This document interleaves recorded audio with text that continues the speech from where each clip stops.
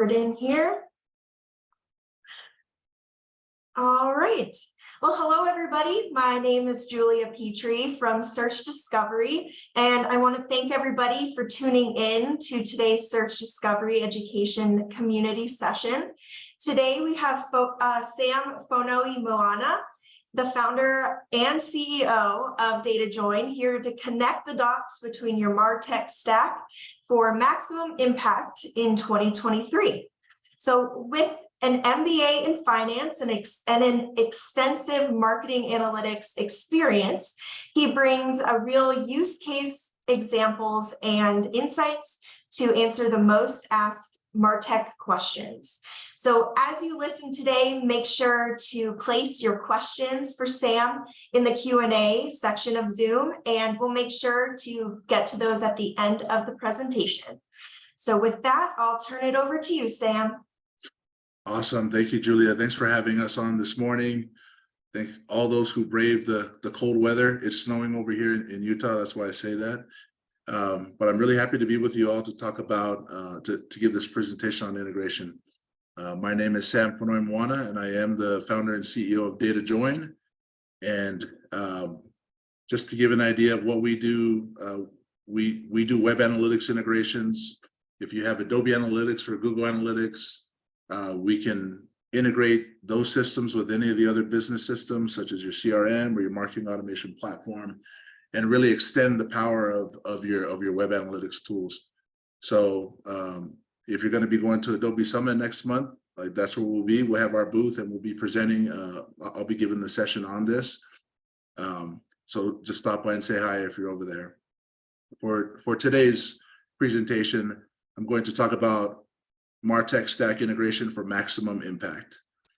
And to kick this presentation off, I wanted to go back to my childhood with everyone to Voltron. And for those of you who know Voltron, you know that there's 5 different cats there that are part of the team, and they're all powerful. They're all, they all have their unique individual talents. There's one that's faster, there's one that's stronger, there's one that asks more questions than the others.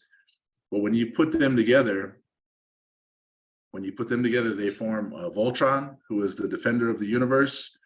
And this is an awesome example of synergy, right? 1 + 1 = 3. Like no one's going to mess with that guy right there. He's so powerful. And although all the individual parts are powerful, this one is the strongest. And so this is like your MarTech stacks, or all of your technology stacks. There's so many different players, and they're all really good at what they do. If you can connect them together, then you can generate that maximum impact and do some things that each system couldn't do on their own. And so that's what we'll be talking about today. But for those of you wondering like why integrate, just remember Voltron right here. I think over the summer, most of you who are on here have probably seen this study that was released by Scott Brinker. He's from MarTech. And he did a LinkedIn post that talked about this study right here, talking about the #1 reason that marketers replace major MarTech apps is because of lack of integration, right? I mean, even over ROI, right? Which marketers were always looking for that ROI, being able to measure it. But even above and beyond that, the #1 reason for replacing tools is that it's that important to be able to integrate across. Probably so you can accomplish this. And let's dig a little bit deeper. I pulled up that LinkedIn post. I was one of those, the many ones who liked that post and made a comment on there. These are some of the comments that stood out to me. And so let's just read through a few of those. So this is from this first one right here, Ted Simon, who's a CMO advisor. Thanks for sharing, Scott Brinker. Seeing and hearing this a lot from customers and prospects. Integration capabilities is a must-have. And let me just skip to this last line. This is really what I like. A way to orchestrate the array in a manner that facilitates speedy availability of accurate information and data so marketers have what they need to accelerate the business of marketing. And I really love that because I think marketers today, they all want to do their job properly. They want to target properly. They don't want to target people who aren't interested. They want to target people who are interested.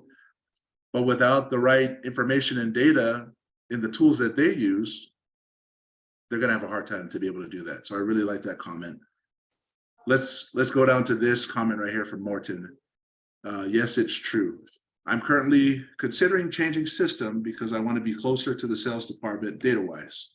So using the same system or a system that fluidly, easily integrates is important to me. And I think this comment is great because this is the classic sales and marketing alignment, right? Sales and marketing need to align, and it's hard to align when the systems aren't integrated properly. Marketing is handing off, subpar leads to sales. That's not going to create that alignment that, that enterprises are looking for. So I really appreciate that comment as well from Morton. And then last one here is from Daphne. She's the head of customer success at HubSpot. And with the number of tools companies have, it's hard to build and maintain a seamless experience for their own customers. It's only natural to seek for integration and less tools, which leads me to my next point. This is what we're hearing more and more in all of our conversations with customers and with prospects, doing more with less, right? And that's what Daphne was talking about at HubSpot. So when we go and talk to people so far this year in 2023, we ask them, hey, what are your top priorities? 8 times out of 10, 9 times out of 10, they always say this line, doing more with less. Like, yeah, we have to do more with less. We got our budgets cut. We have to do more with less. And, integrating your MarTech stack is a fantastic way to do more with less.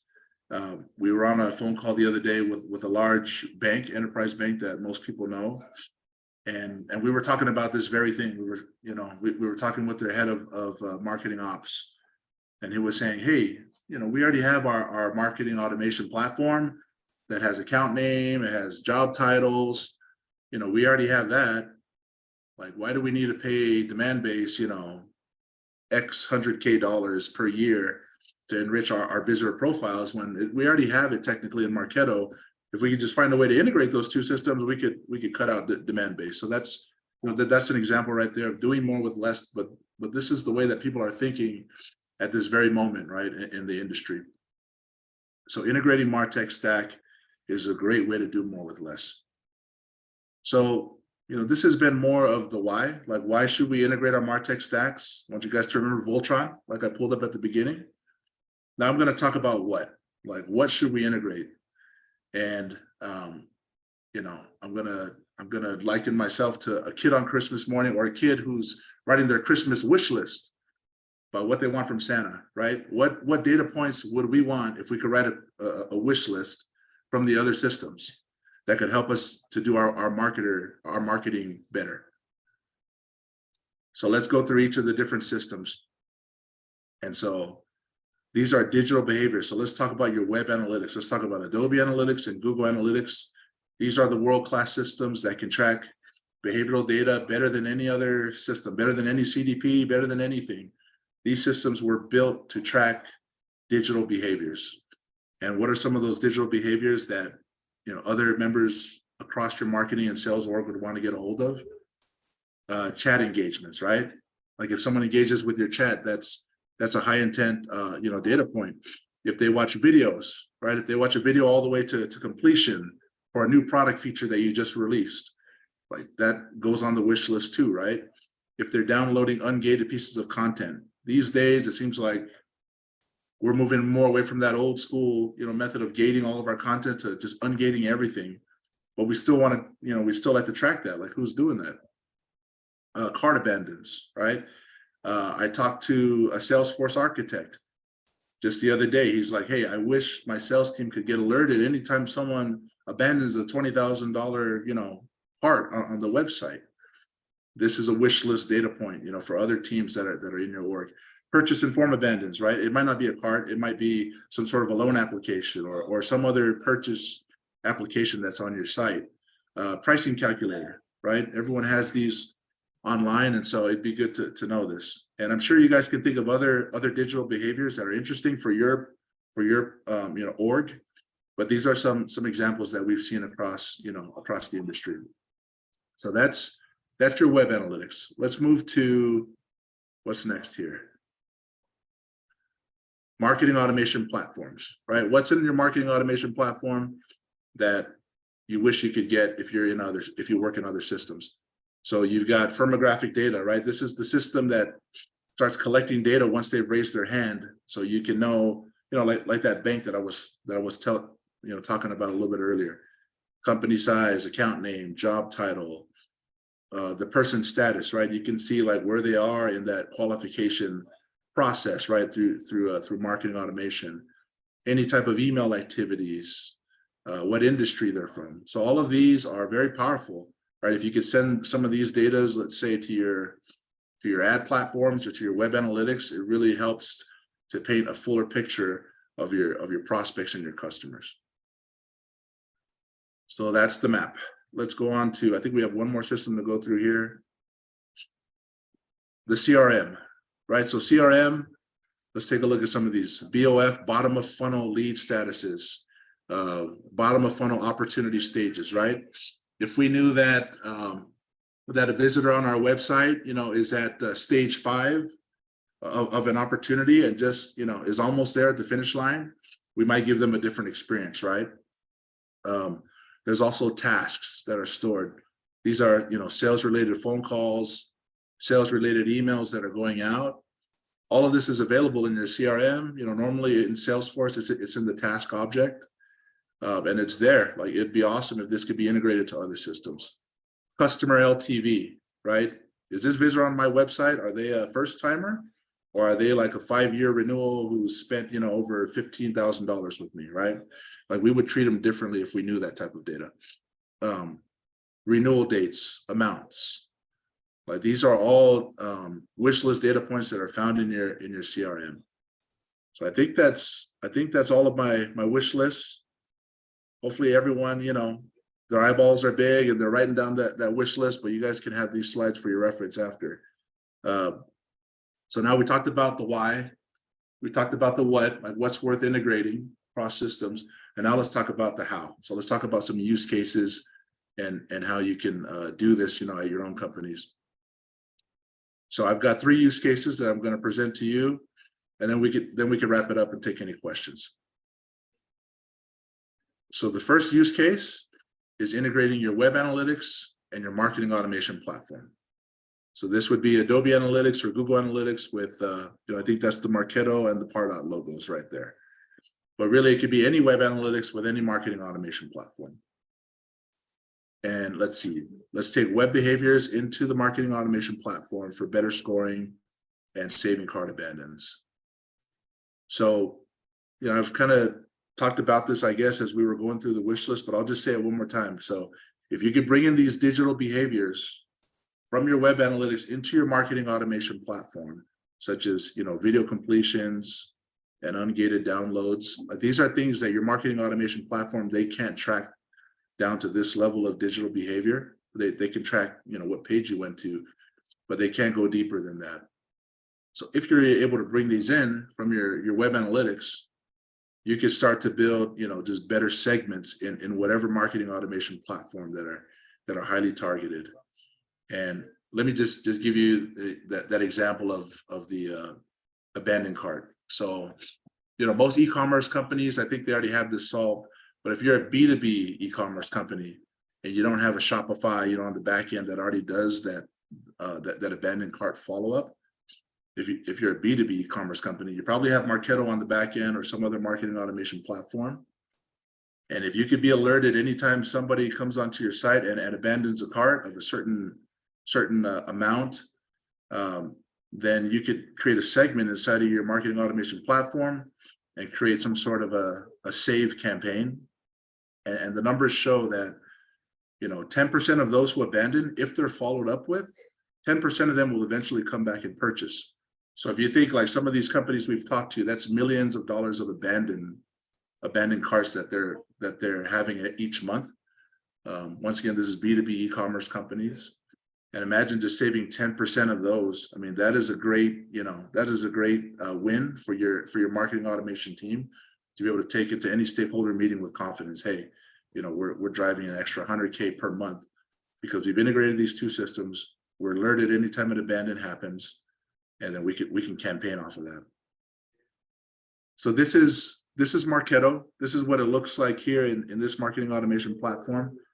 But you'll see here in this, on the right-hand side of filters, inside of custom filters, you can see some of these web, these digital behaviors that have been integrated in from Adobe Analytics, in this particular screenshot. But yeah, every marketing automation platform, they've got their own way of doing it. They've got either custom activities or external activities that you can integrate those digital behaviors from your web platform into. And so that's what it looks like there inside of Marketo. This is a smart list, right? Where they're using state, which is already existing in Marketo. But now we're adding, okay, don't just give me everyone from Utah, but give me everyone who completed, this video and downloaded this ungated piece of content. So pretty awesome segment, building capabilities once the integration is there. So how do you do this? The first step is ID resolution. And what that means is, how are you going to associate a visitor ID inside of Google Analytics with an email address inside of Marketo? And so, one way to set that up is when you're setting up your forms on your website, you create an extra hidden input field that you can, write the visitor ID into that hidden input field. And then you can go ahead and just send that into your marketing automation platform, onto the lead record, just along with first name, last name, email. Now you have a new field, that's going to store the visitor ID. And that's it. Once you have that tie in place, you'd have to work with your forms team. But now you can go ahead and export any of these behaviors from your Google Analytics, and then you could upload them into custom activities inside it, or external activities inside your marketing automation platform, and it would be tied directly to to the leads in that system. So there's a paid solution I put down here. That's my company. That's what we do. We have a free tier available. But this is something, if you have a lot of resources, that can go ahead and take care of that with the forms, this is something you might want to try to tackle on your own. So that's the first use case. The second use case is your marketing automation platform with Google Ads. So Google Ads, I think everyone knows that's what makes up the bulk of Google's revenues. I think Google Ads generated some 250 billion in revenue, back in 2022. That's for all of the ad spend throughout the world right there. So that is a lot of money going into Google Ads. And, most companies will dedicate anywhere from 10 to 20% of their budget to remarketing, because that's the smartest type of marketing right there, is to hit those people who are warm, who have shown some sort of indication of intent. But the way that remarketing is today, it's definitely inefficient, because if they come to your website once, then guess what? You're going to get remarketed to, even if you were visiting the site on accident, even if you're just a competitor researching, your competition, or if you're a bot, right? You're going to get remarketed to with the way that the pixels are today. But if you could integrate some of your higher intent audiences that your marketing automation platform is going to know, back up into Google Ads, that's going to be, a 2-3 times higher converting type of audience if you can do that. So let's read the bullets here. Remarket your high intent, middle of funnel prospects with ads. You can build high intent audiences based off of their lead status, or based off of their email activity inside of your marketing automation platform, or based off of the web pages visited, not just the homepage, but any combination of pages, right? And so when you combine these to people who are, let's say they're at the last lead status before they convert, and they've come to your website 7 times this week, and they've gone to a product page, you could go ahead and export that list. Here, let me just show you really quickly what that looks like in Google Ads. So this is where your segments would go. And I guess I'm skipping ahead to how you do it, but you could export that list, from your marketing automation platform with emails, and then you could import that into Google Ads. There's a lot of the marketing automation platforms, they already have built-in integrations to do that. I know Marketo does. It's not a smart list or a dynamic list, but you can do a static list And you can map, you can sync that into Google Ads into, one of these audiences here. That once again, you get these higher intent audiences from your middle of funnel, from the marketing automation platform, 2 to 3 times higher, conversion rates on your remarketing. So you go ahead and export, and you have to have the email address, and then you could import, that to Google Ads as a customer match audience. There is one stipulation: the audience has to be at least 1,000, 1,000 members or more in order for Google to accept that. So just keep that in mind. If you go too niche, then then Google's not going to be able to take it. But 1,000 or more, and you've got a high quality, remarketing audience right there, coming from your marketing automation platform integrated into your Google Ads. I think there are some paid solutions. Trade.io might be able to do this, but you might want to look into your marketing automation platform. Some of them will do it out of the box, but there are some limitations. So read the fine print. Okay, one more. We're almost to the end here. This is a powerful one. So integrating your CRM with your web analytics. So I have here the logo Salesforce to Adobe Analytics. And the use case is sharing op and deal info with AAGA for better segmenting, A/B testing, and attribution reporting. Closed loop reporting is the holy grail. Let's see. See the following in your web analytics reporting tied to visitors and their campaigns. So lead statuses, opportunity stages, and job titles, account name, and industry, etc. I think, I'll just pause here for a sec. I'm pretty sure most of us on this call are on the marketing team if you're working for web analytics. And I think all of us have been there, in those meetings where marketing marketing gets all the pressure put on their shoulders to be able to prove like what they're doing for the enterprise, for the organization. Sales normally comes in and takes all the credit. They can say, hey, we closed 20 deals this last quarter and I can prove it. But they rarely talk about, hey, those 20 deals, each one of them was warmed up by marketing effort, and here are all the different touches. And so this type of reporting, right here is, this is powerful as a marketer to take into any stakeholder meeting where you can say, hey, this is page name, but it can just as well be your campaign, right? You can slice this by campaign and look at all these metrics, like not just what it did on the website, but beyond the website. Like how many MQLs did that campaign generate? It could be first touch attribution, last touch attribution. For those of you who are familiar with Attribution IQ in Analysis Workspace, SQLs, close one, revenue. Like this is the type of reporting that, even in 2023, we talked to so many companies who do not have this type of visibility, and they're going to go out of their way to set up these huge, data lakes and data stacks to solve it. Well, guess what? You could solve it just by integrating your Salesforce, just integrating the data from your CRM into your web analytics. And, you can have it right here, especially for those companies that they do a lot of their reporting out of Analysis Workspace or out of Google Analytics. You might as well just layer in this piece, and then wow, you're cooking with gas when you go to your next meeting. So how do we set it up? Similar to the first use case, there's that the ID resolution piece. So creating the hidden input field on your form, making sure that gets passed through. Now there are some gotchas with that method.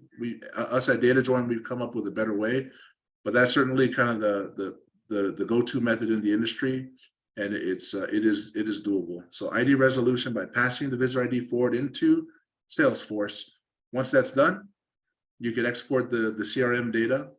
Export all ops that are at a certain stage that have contacts with visitor IDs, and you can import that back into your web analytics, and then you can start getting some of this reporting, which once again is really powerful. So there are paid solutions out there. You have other tools that try to do it on their own, such as Visible, but once again, that's in their platform. You have to buy their platform to be able to see that in there. What this does is say, you know what, you can stay home in your platform, Adobe Analytics, and you just integrate the data in there, and you can see it right inside of Adobe Analytics or in Google Analytics. So we do this integration as well. We have a free tier available, just as an FYI. But I think that's all of my use cases. So let me just end with the beginning again, just going back to Voltron, because Voltron is awesome. But just think about this when you're looking for options to do more with less. When you're wondering why you should integrate your MarTech stack, just think about that guy. And that's my presentation for you all. Thank you, Julia. Thanks, everyone. Thank you so much, Sam. I really loved the Voltron example. I think that just, it ties it all together. I think this year is really going to be about doing more with less in 2023. So that really tied it all together. I will give it a few moments for everybody to put their questions in the Q&A. But in the meantime, I did have a few questions just to start it off. So with that, so when you are connecting all of your different platforms, how can you make sure and confirm that the data quality is up to par, and how do you go about doing that portion? Yeah, that is a great question. So, and let me just, I will answer, but let me just start off by saying that, I come from a data engineering background, and I've spent, many cycles, days, weeks, months, years, like validating data. And I just want to say that, like, that is, that doesn't help the business to over validate. So I just want to throw that point out there. I think that marketers can use data. Like, good thing with these integrations, it's not like submitting your tax returns where finance, says it has to be down to the penny. I think it just has to be good enough so that the marketers can do something with it, so they can drive up their conversion rate. So let me just say that point. But that being said, we do look at data from both systems. So for example, if we're exporting Salesforce data and integrating that into Adobe Analytics, like, we'll look at everything from, what percentage of leads that have visitor IDs. Like, we go back and make sure that those visitor IDs all tie back to that web property or back to that report suite if it's Adobe Analytics. I think that's very important, just to make sure that you're matching back to the right property or report suite. And then same for on the Salesforce side. We just did this with a customer. We spent the last week just validating it. You want to make sure that that the data out of your CRM or out of Salesforce matches what it should be. So we saw one customer this week where they had a very low number of opportunities that was reflecting back inside of Adobe Analytics, lower than what they thought. And so we had our team go in and dig through it. And it turns out that those leads that marketing was sending into Salesforce, 90% of them weren't being worked at all. Like, if you went to the last view date of the lead, it was never. So like, this type of validation is important, like, not just for data accuracy, but for business process validation as well, just to make sure that, hey, marketing's spending a lot of money, time, and effort getting these leads over to you. Are you guys working them? And it provides that type of visibility as well when you do those audits. So that's my thoughts on that, Julia. Yeah, that's a really good point. Just like, when you do combine everything together, you're pulling in all of the teams. So the data is talking to each other, and so are all the teams. So that's a really good call out. We did just see a few questions come in. So the first question is, what's the average ramp up and implementation time for completing a micro integration? For example, Salesforce to Adobe Analytics. So for micro integration, that's a term that Datajoin, that's how we describe our integrations, because they're fast. I think in general, people hear integration, they might get a little stressed out by thinking about how long and how much effort it's going to take. If you go to like MuleSoft or any of these big integration tools, fast for them is like 6 months, right?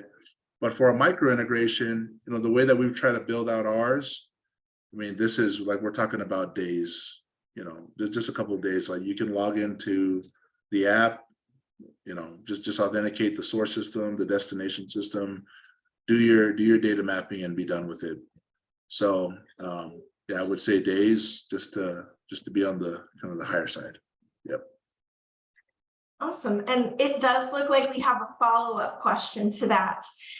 So how customizable are these micro integrations? For example, does the Adobe Analytics to Salesforce integration support appending to custom objects? Let's see. Read that one more time. Yeah. Yeah.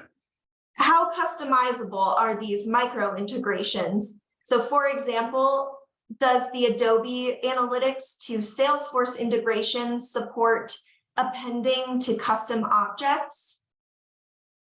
Yeah, so that's the way that integration works. We basically build a custom object. Like that's what we would recommend for everyone to build a custom object and send all the digital behaviors there. So yeah. Awesome. All right, and we'll just let the Q&A open for a little bit longer just to get any last questions in there. But I did have another question for, so when you are using your MarTech stack for remarketing purposes, is there a way that you can limit who might be remarketed to? Yeah, so I mean, if you just go into Google Ads, there's not that many options, just because the pixel normally just fires on, Google Ads pixel will just fire anytime someone visits the site. But if you can use audiences from your marketing automation platform and integrate those in, those are totally, customizable, and you could throw many filters on that. So, if you think of a typical remarketing, everyone who's been to your website one time. Well, with your marketing automation platform, you can narrow that down to who's been to our website, 7 or more times within the past week, who has this job title, who's at this stage of the lead funnel, and you can get very customizable that way. Inside of Google Ads all by itself, you could never get that type of filtering capabilities just inside of Google Ads by itself. Yeah, it does seem pretty limited in there. So that's pretty awesome that that's possible. And it seems like it's a pretty simple implementation process too. Yeah, that one, of all the use cases I showed today, like that one you can do today. Right, like you can, if you're not doing it, I'd highly recommend it, but you don't need to do any ID resolution. You don't need to pass any visitor IDs, forward. It's just based off of the email address, and then you upload that to Google Ads as a customer match list. Awesome. Yeah, I'll definitely be looking into your slides later on this. We do see some more questions coming through here. So we see MAP also does tracking of web activities. Can that data also be passed to Adobe Analytics and used for targeting? Yeah, that's a good question. I mean, for me, in my mind, anything that that the map can track, the web analytics can track that and more. So that's an interesting question, because I'm not exactly sure what type of web activities that's in Marketo, for example, that's being tracked by Munchkin, you would want to pass back into Adobe or Google, because Adobe and Google are already tracking that. And so, yeah, I don't know, whoever asked that question, what web activities did you have in mind? Yeah, it's an interesting question. So yeah, we can see if they respond back and provide those details for just a more in-depth answer. But Eric also asks, I would love for my technical lead to see this. Will a link to the recording be sent out? And yes, there will be a link recording sent out, as well as a follow-up email that will include these slides as well. All right. Well, it looks like those are all of our questions for today. And awesome. Yeah, so thank you so much, Sam, for taking the time to present and preparing these slides. I think we have a lot of actionable things we can go work on now. And I'm I feel like I've learned a lot. So I appreciate your time and effort to put this together. Yeah, you're welcome, Julia. Thanks for having us on. And yeah, you guys have a great day. Let me know if any questions. So yes. Awesome. I'll make sure I can get everybody in contact with you if they have follow-up questions. okay. So, thank you so much. Thanks, Julia. Thanks, everyone. Bye.